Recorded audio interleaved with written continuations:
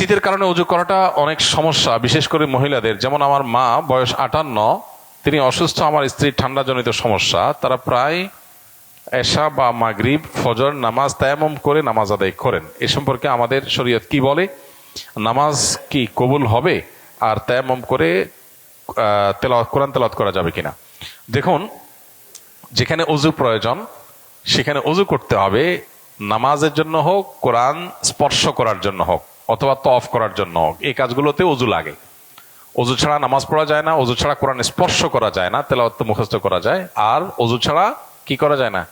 তওয়াফ করা যায় না বাইতুল্লাহর। এই তিন জিনিস, এগুলোতে অজু আবশ্যক। এখন এই জায়গাগুলোতে তায়াম্মুম তখনই করা যাবে যখন অজুতে মানুষ অপারগ হবে, অজুর কোনো অপশন থাকবে না, অনেক দূর পর্যন্ত কোনো পানি নেই, যেটুকু আছে কোনো রকম খেয়ে বাঁচার মতো, তাহলে সে তায়াম্মুম করতে পারে। এখন শীতের কারণে, আপনার এজমা রোগের কারণে, ঠান্ডাজনিত রোগের কারণে যারা অজু করতে অসুবিধা হয় তারা তো গরম পানিতে অজু করতে পারে না। আজকাল গরম পানিতেও সব জায়গায় কম বেশি করার ব্যবস্থা আছে। আর কিছু না হোক, একটা ফ্লাস্ক কিনে সে ফ্লাস্কে তো আপনি গরম পানি ভরে রাখতে পারেন, ওটা মিশে অজু করলেন। গিজার যদি নাও থাকে, আপনার যদি পানি গরম করার অপশন নাও থাকে, এইটুকু অপশন তো একজন গরিব মানুষের ব্যবস্থা করতে পারেন। তাহলে গরম পানিতে উজু করলে তো কারোর অসুবিধা হওয়ার কথা না।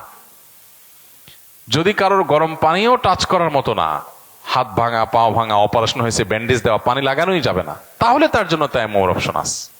কিন্তু এই যে ঠান্ডা জনিত কারণে তায়াম্মুম শুরু করে দিবেন, এত সহজ না বিষয়টা। বিষয়টা তখনই আপনি করতে পারবেন যখন অজু করার সকল অপশন আপনার কাছে বন্ধ হয়ে যাবে।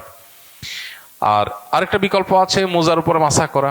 একবার মোজার উপরে অজু করে যদি মোজা পরিধান করেন, পূর্ণাঙ্গ অজু করে, দুপুরে জোহর নামাজের সময় অজু করে আপনি মোজার পরে মাসা করলেন, অজু করে মোজা পরলেন, 24 ঘন্টা পর্যন্ত যত অজু করবেন। আর মোজা যদি না খোলেন, মোজা যদি চামড়ার হয় আর কাপড়ের হলে চামড়ার মতোই হয়, ওই রকম কাপড় এখন পাওয়া যায় না। এখন যেগুলো সবগুলো অনেক পাতলা, এগুলো দিয়ে মোজার উপরে মাসা করা কঠিন। বিশেষ করে হানাফি মাযহাব অনুযায়ী যেটা জায়েজ নাই, আর উলামা ইকরাম জায়েজ বলেন, কিন্তু বেশিরভাগ মোজাই দেখা যায় এত পাতলা যে এটাতে হালকা একটু মাসা করতে গেলে ভিতরে ভিজে যায়।